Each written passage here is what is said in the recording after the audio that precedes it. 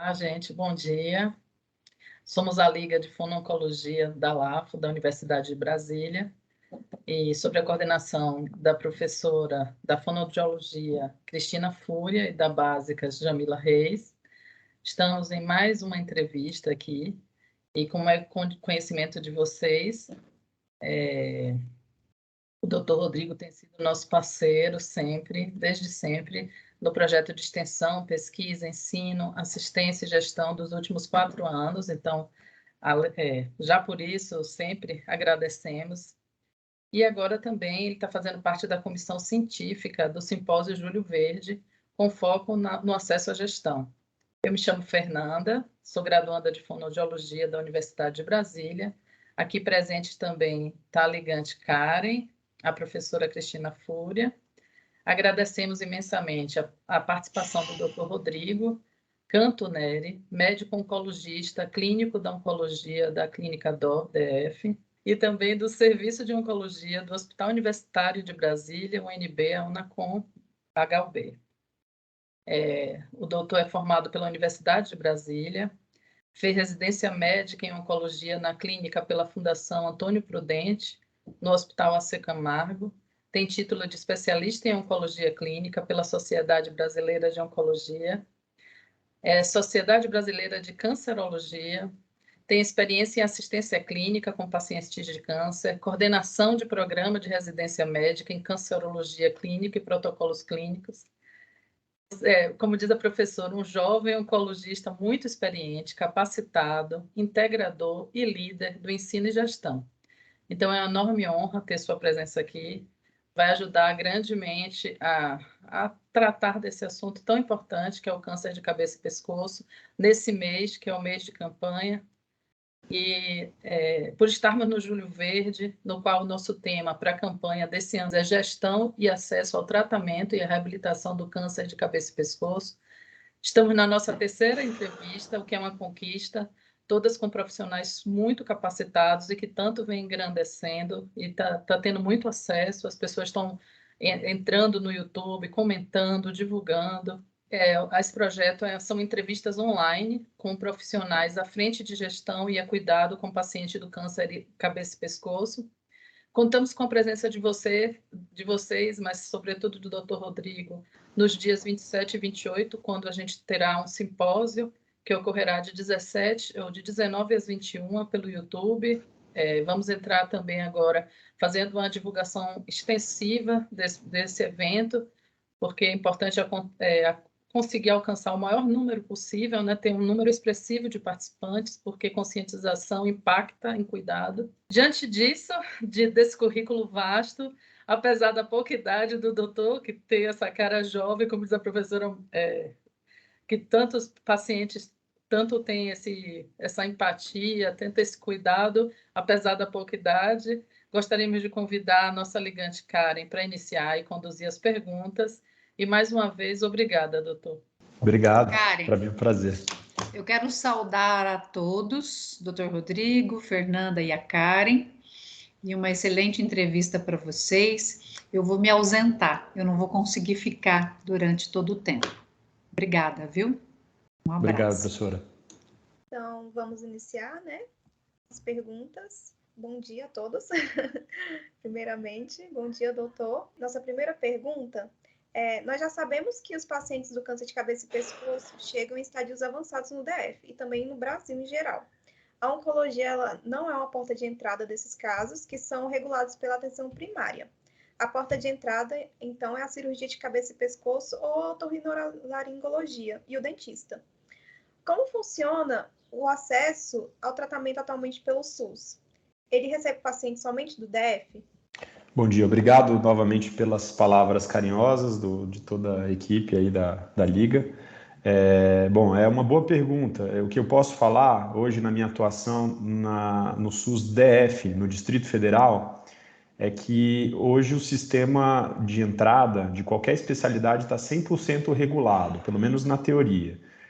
Então, um paciente que tem algum problema de saúde pode ir à unidade básica de saúde do Distrito Federal, e se, portanto, ele mora no Distrito Federal, ou se tem algum familiar que aqui reside, ele pode dar entrada com encaminhamento de algum médico do SUS para uma determinada especialidade, seja da área médica, da área de odonto, né?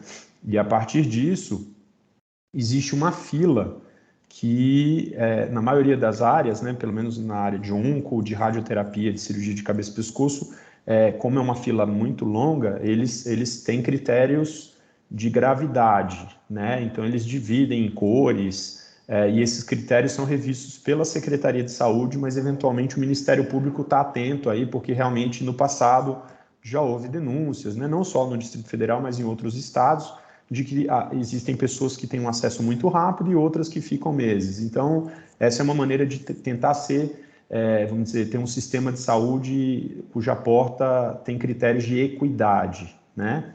Mas entram também pacientes com doenças mais graves, menos graves, doenças às vezes que não têm biópsia, eventualmente entra, mas muitas vezes existe um regulador que no sistema de regulação ele consegue ter acesso ao que foi colocado sobre o histórico do paciente. E se ali consta ou não está bem caracterizado com uma biópsia já diagnóstica, eventualmente ele pode falar assim, atenção, colega médico regulador da unidade básica de saúde, favor encaminhar o paciente após biópsia, né? Então, no momento, aqui no SUS-DF, a porta de entrada, como você falou, ela é a unidade básica de saúde, mas normalmente quando, né, é um médico geral ali, que atende crianças, gestantes, idosos, e eles muitas vezes incluem para cabeça e pescoço, às vezes encaminham para oncologia sem ter passado com a cabeça e pescoço, raramente eles encaminham para radioterapia, salvo quando tem alguma orientação de algum especialista já indicando que o tratamento seria esse, né? Mas realmente eu diria que as 3 especialidades que são mais frequentes de porta de entrada é a odonto, a otorrino e a cirurgia de cabeça e pescoço, que hoje está numa fila muito grande para a primeira consulta. Tem melhorado, né, mas está numa fila muito grande. A oncologia clínica também tem uma fila longa e entram aí pessoas que têm doenças de várias origens, né, câncer de mama, próstata, pulmão, todas as doenças oncológicas entram ali, né? Tirando a parte hematológica, né? Linfoma, leucemia, mieloma entra para hemato. Certo. E aí, falando já da fila, né, que algumas são bem grandes, em média, quanto tempo leva para o período de diagnóstico e estadiamento? E também para o início do tratamento cirúrgico? Muito bem. Então, o que eu estou falando aqui não é como um representante da Secretaria de Saúde, é como um profissional que enxerga esses tempos referentes aos pacientes que chegam para o hospital universitário, né?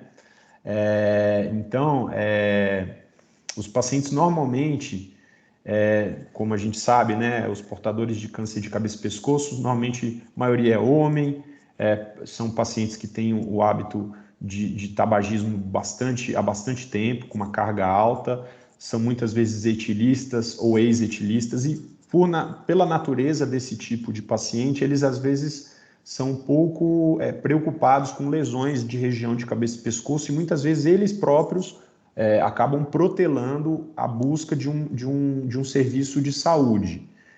Mas quando eles buscam, né, muitas vezes já está mais avançada do que, por exemplo, as mulheres, que às vezes são mais cuidadosas, né, ou tumores não relacionados a esses hábitos, né, a gente vê que eles têm uma dificuldade de conseguir a biópsia pelo Sistema Único de Saúde, né? Então, às vezes, ele até consegue um dentista, o dentista não é fácil pelo SUS, né? Porque você imagina aí que entram as doenças malignas, que é uma minoria, mas tem ali problemas de cárie, né, uma série de coisas, lesões benignas de mucosa oral, e aí, quando conseguem o atendimento, às vezes o dentista ou o otorrino, às vezes fala, olha, nesse local onde eu atendo eu não consigo fazer sua biópsia, ou às vezes consegue, mas o que a gente vê é que a maioria dos pacientes que chegam para nós buscam um sistema privado via particular, né? Não é nem que eles têm convênio, eles vão lá e conseguem uma consulta particular com o otorrino, ou com cabeça e pescoço, ou com dentista, e aí esse profissional vai lá e coleta um fragmento do tecido ali suspeito, e aí o paciente paga mais uma vez um laboratório de patologia privado para dar o diagnóstico, que às vezes também, dependendo do laboratório, alguns levam tecido para outro estado, às vezes demora 30 dias, 45 dias. Então, a média do tempo da lesão e do paciente ter buscado o atendimento para a biópsia e o resultado dela, na minha visão, no hospital universitário, é de pelo menos 3 a 4 meses, tá? É de 3 a 4 meses. É raro quando um paciente consegue isso mais rápido, tá? E a maior parte dos pacientes não tem esse processo de avaliação, investigação com biópsia e resultado da biópsia no Sistema Único de Saúde. A maioria é usando o seu dinheiro mesmo, ou o dinheiro dos familiares. E com relação, o senhor citou até aí a questão de muitas vezes o paciente é encaminhado sem a biópsia, com relação a essa equipe médica de tratamento e da reabilitação também, eles estão integrados na rede? Não há uma integração. A gente tem, na oncologia clínica, hoje no Distrito Federal, no SUS, 3 serviços que recebem os pacientes portadores de câncer não hematológico. Então, a gente tem o Hospital de Base, que é um CACOM, que hoje é gerido pelo IGES, que é uma empresa pública. A gente tem o Hospital Universitário, que é um hospital federal, que é gerido por uma empresa vinculada ao Ministério da Educação, que chama EBSER, e que, portanto, tem um contrato com a Secretaria de Saúde. Ele não é propriamente da Secretaria de Saúde, mas ele presta serviço como uma empresa pública para a Secretaria de Saúde. E, por último, a gente tem o Hospital HRT, que é o Regional de Taguatinga, que é da rede mesmo, ele é da Secretaria de Saúde, gerido por ela, e que também tem serviço de oncologia, tá? Não há integração entre os 3 serviços de oncologia, né? Existe alguma divisão de doenças que um trata, o outro não trata, né? E a gente tem uma questão, como há uma fila de regulação da onco, também há uma fila de regulação da rádio e uma fila de regulação da cirurgia de cabeça e pescoço. E, portanto, essas filas, como essa questão da equidade, não é possível, pelo menos pelos critérios hoje estabelecidos pela Secretaria de Saúde do Distrito Federal, um casamento de uma consulta num local com uma outra especialidade no mesmo local para tentar privilegiar a integração. Então, por exemplo, um paciente que é destinado a tratar na oncologia clínica do hospital universitário, ele pode ser destinado a tratar na radioterapia do hospital de base, ou mesmo do hospital HRT, que está abrindo a radioterapia há pouco tempo, né, que está abrindo o serviço, né, tem pouco tempo que está funcionando. Ou mesmo em uma das 2 clínicas terceirizadas de radioterapia que estão acolhendo pacientes do SUS, né, que no caso hoje é o Hospital Santa Lúcia da Asa Sul, que tem um contrato com a Secretaria de Saúde, ou o Instituto de Radioterapia, que é no Hospital Anchieta, que também é privado e tem um contrato com a Secretaria de Saúde. Então, às vezes, o paciente fica fazendo a rádio, ou, por exemplo, faz a cirurgia no hospital de base, faz a radioterapia adjuvante pós-operatória no IRT, por exemplo, e faz a químio no HUB. E muitas vezes essa integração o médico pode até tentar integrar, mas ela não é natural e ela não é da maneira como a gente gostaria, né? Então, eu acho que esse é um desafio realmente para os gestores, enxergar que essa maneira de privilegiar a equidade, que é bastante razoável, né? Mas ela precisa ter algum parâmetro que seja amparado juridicamente, né? Para não haver denúncias de que uma pessoa está demorando mais, outra está demorando menos, né? Pessoas com as mesmas doenças, com o mesmo critério de gravidade, não podem ter realmente tempos muito diferentes de entrar no tratamento, né? Mas também não adianta você colocar um no outro, porque acaba que o tratamento integrado ele é melhor do que o não integrado, né? Porque às vezes o cara da rádio está achando uma coisa, eu estou achando outra, e o cirurgião está achando outra, e se a gente não está no mesmo serviço, por mais que o sistema de computador do prontuário é diverso. O HRT usa o TrackCare, que é vinculado à Secretaria de Saúde, o Hospital de Base usa o MV, que é vinculado ao IGES, nós do HUB usamos o AGHU. Então, às vezes, a gente não tem acesso nem ao prontuário, né? E se é um paciente que tem uma dificuldade educacional de entendimento das coisas e não traz os papéis, as coisas, às vezes a gente pode até haver problemas de tratamento, fazer um tratamento para uma doença que se acha mais avançada e o outro está achando que é a doença mais inicial e poupa, às vezes, um campo de radioterapia dos linfonodos cervicais, e isso tem uma coisa que vai prejudicar no futuro o resultado curativo, né, de um determinado tratamento. Então, a integração não é algo que está contemplada na linha de cuidado, pelo menos prática, do ponto de vista prático, na Secretaria de Saúde do Distrito Federal, infelizmente. E isso eu estou falando só das especialidades médicas. Se falar da parte de vocês da fono, de reabilitação, de preparo para um procedimento cirúrgico mais agressivo, da fisioterapia, da nutrição, da odontologia, que vai fazer laser, né? Por exemplo, o hospital de referência para o laser é o HUB. E, por acaso, lá acolhe os pacientes de outros serviços, mas isso, alguns pacientes não conseguem fazer o tratamento, mesmo sendo permitido, porque ele trata em Taguatinga, faz a químio, por exemplo, no base, e tem que fazer o laser no HUB. Então, é um paciente que não tem carro, às vezes, ele vai fazer isso pelo transporte público, passando mal, com mucosite, dolorido. Então, é algo realmente que falta bastante para a gente pensar nesse momento aí do Júlio Verde, para a gente tentar passar por esse desafio e melhorar a integração. É verdade. Nós sabemos que temos uma série de passos, né, antes do início do tratamento da radioterapia, quanto às condições da saúde bucal junto à odontologia. Todas as áreas, elas têm protocolos de intervenção e suporte desde a fase do diagnóstico, durante e após o tratamento. Aí, se o senhor sentir a vontade de partilhar sua experiência do HUB, no acolhimento por toda a equipe dos pacientes agendados para oncologia? Eu como sou do HUB, eu conheço bem a estrutura do HUB e diria que no HUB a integração, ela ocorre, né? Muito embora a gente não seja um hospital de referência da área de cirurgia de cabeça e pescoço, porque neste momento temos apenas um cirurgião, né? Ativo, né? E, portanto, a gente não tem como ser referência da área cirúrgica, né? Mas no HUB, o NACOM do HUB, ele tem no seu desenho uma integração onde o paciente, quando chega para alguma especialidade, seja radioterapia ou oncologia clínica, ele é visto por uma equipe de médico, ele é visto pelo nutricionista e pelo pessoal do serviço social, né?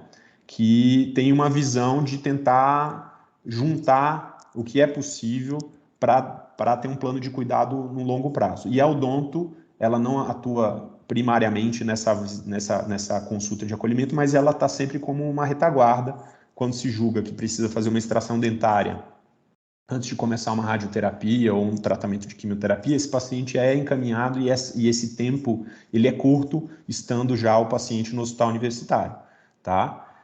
Nos demais locais, as informações que eu recebo é de que não há uma integração, nem há profissionais dedicados a esse tipo de cuidado de maneira organizada nos serviços.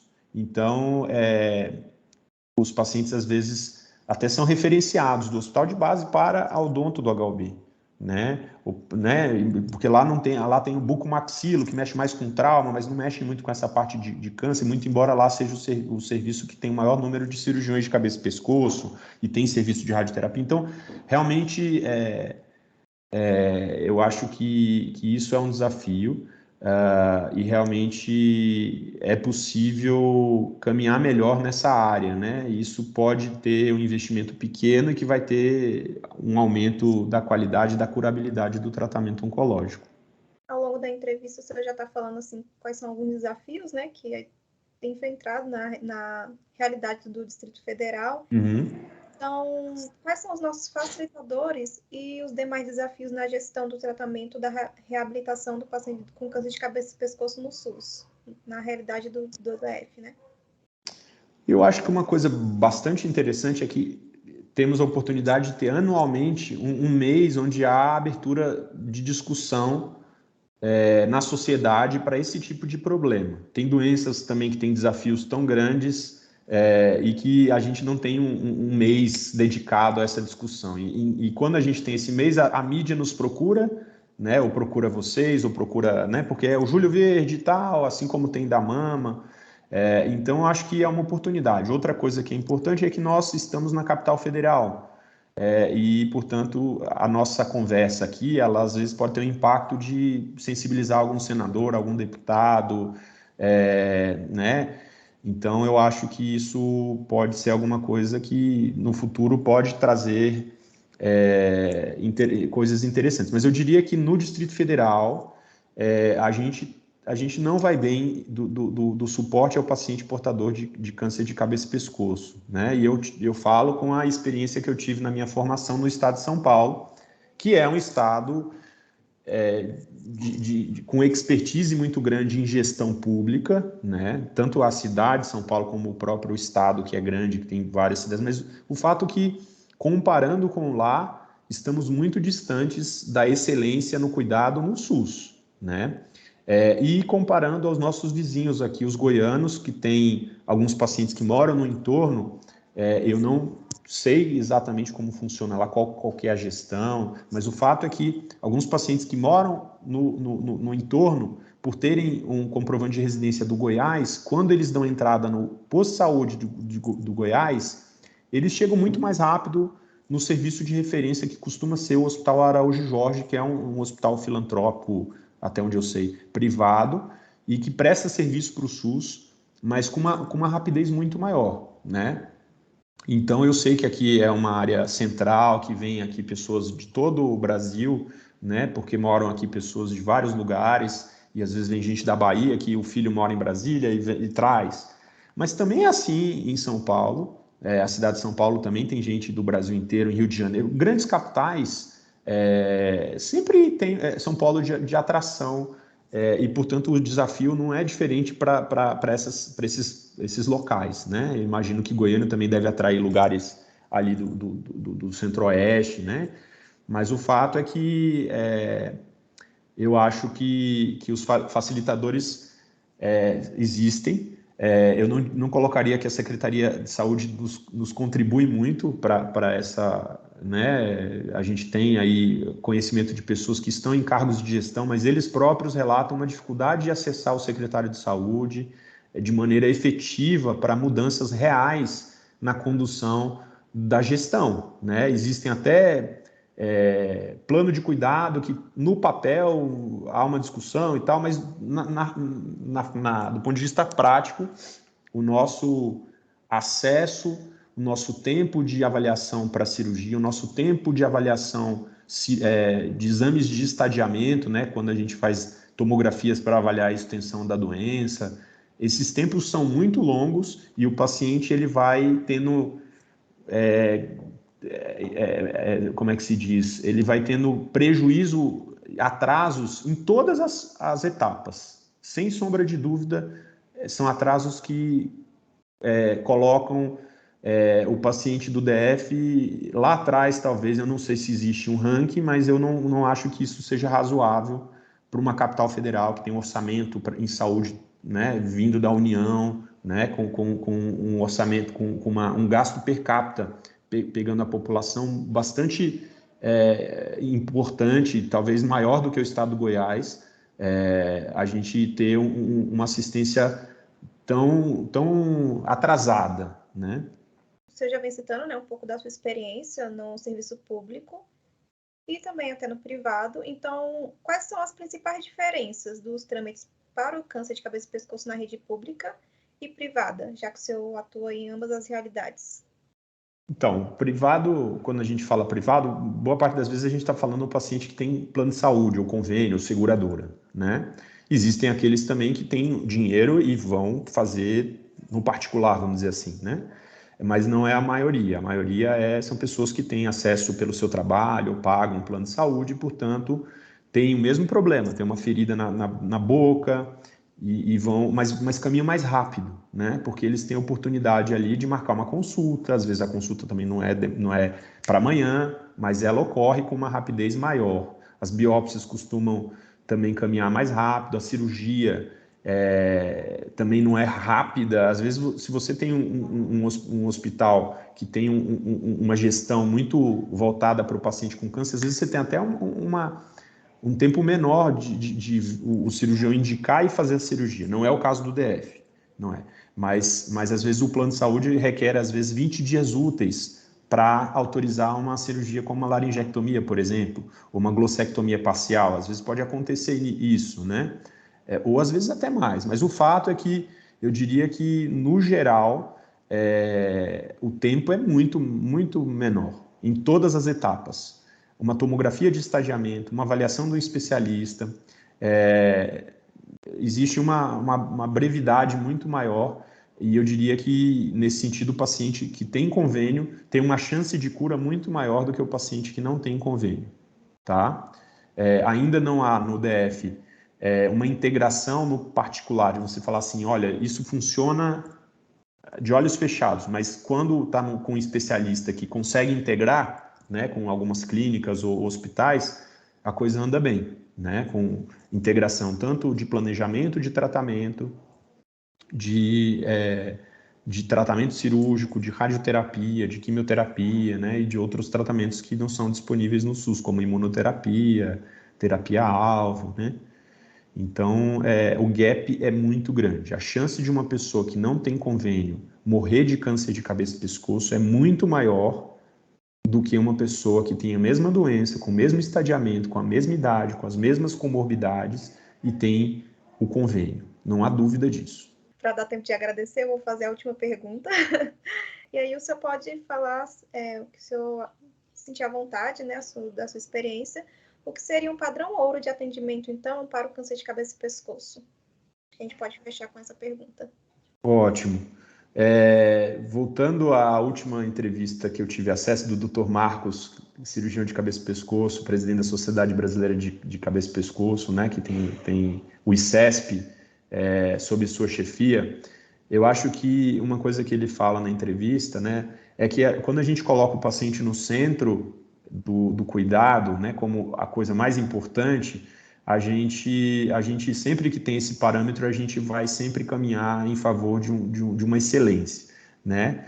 Então, eu acho que hoje o paciente precisa ser colocado no centro e precisa haver uma integração de todos os atores da área de saúde que fazem o tratamento, o diagnóstico, a prevenção, né? Então, a prevenção também. Existem lesões pré-malignas que eventualmente podem ser vistas pelo agente comunitário de saúde e, portanto, o dentista que faz visitas ou que está ali naquela região pode ali, às vezes, ficar mais atento a um determinado paciente que pode levar a um diagnóstico mais precoce e assim por diante. Então, eu acho que a integração e o paciente ao centro do cuidado, né, no centro de toda a nossa prioridade, isso sendo colocado seria o padrão ouro, né? E a partir disso, ajustes têm que ser feitos, né? O que está melhorando, o que está piorando, o que é preciso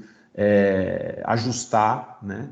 Mas eu acho que a gente tem a oportunidade de fazer, acelerar o nível de qualidade do Distrito Federal. E é fundamental a contribuição da Liga, de vocês, que né, tem esse trabalho aí de 4 anos, e que a gente consiga ter mais pessoas em favor dessa causa e batalhar mais junto à Secretaria de Saúde, que é realmente quem possui a vara de comando, vamos dizer assim, né?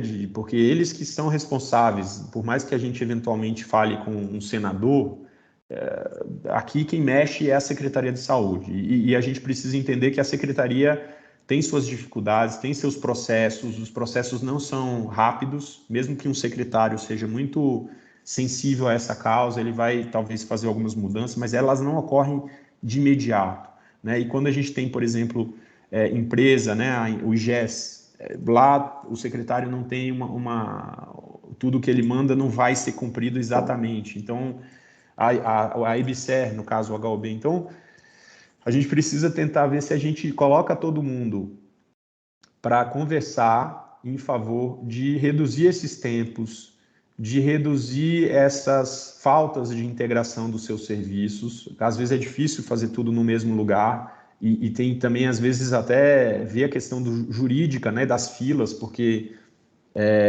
existe hoje essa obrigação de ter uma transparência, né, de fila e de acesso, né? Então eu acho que às vezes desdobrar que um paciente portador de câncer de cabeça e pescoço, ele entre como um código único, uma fila única, e não compita com um paciente que é portador de um tumor cerebral. Não que ele vai passar à frente, mas se ele for destinado para um tratamento de rádio com químio, neste caso, também num tumor cerebral, mas há uma preferência para que ele seja acolhido no mesmo hospital, para onco e para rádio, porque essa conversa ela é melhor e a chance de um bom tratamento e de uma cura, às vezes, vai ser melhor nessa conversa desses duas equipes, né? Então, acho que é necessário tentar e, às vezes, ver com experiências de outros estados como isso pode ser feito, né? Como lá eles conseguem ter uma lisura do ponto de vista jurídico, né, sem haver críticas do Ministério Público ou denúncia nenhuma, de que um paciente chegando num serviço ele também possa passar com a outra especialidade para que não haja tratar num lugar né, porque realmente não fica legal. Tá bom? Eu acho que esse é o padrão ouro. Eu acho, doutor, que vendo essas entrevistas todas que a gente tem tido com vocês, que salvam as vidas, que lutam pelos pacientes, assim como nós, fundo, né? Somos estudantes, mas toda a equipe multi. Acho que os desafios são imensos, mas às vezes com pequenas modificações de gestão, como você citou, né? O doutor Marco, as coisas funcionam de uma forma mais célere, né? E os resultados são tão maiores, mas, enfim, a Isis vai falar também. Pois é, então, muito obrigada, doutor Rodrigo. Mais uma vez, a gente agradece por você participar aqui com a gente e por dar todo esse apoio, essa parceria e estar participando aí ativamente com a gente. A gente aproveita para convidar você e a todos que vão nos assistir para o simpósio online, que a gente vai ter no dia 27 e 28 de julho, onde a gente vai continuar discutindo sobre a gestão do tratamento e a reabilitação do câncer de cabeça e pescoço. Muito obrigada pela participação. Muito obrigado, meninas. Obrigado pelas palavras carinhosas. Obrigado pelo esforço que vocês têm feito nas mídias sociais. O trabalho é muito importante e tem um impacto que às vezes a gente não consegue avaliar de imediato, né? Mas às vezes isso é uma bola de neve, né? Começa com 1, 2 pessoas e daí 3, 4 anos a coisa vai andando mais. E eu acho que nós vivemos num país que tem uma situação, né, um investimento em saúde pública muito aquém do que, mas eu acho que é possível, com o que temos, fazer melhor, né? Isso que a gente quer fazer.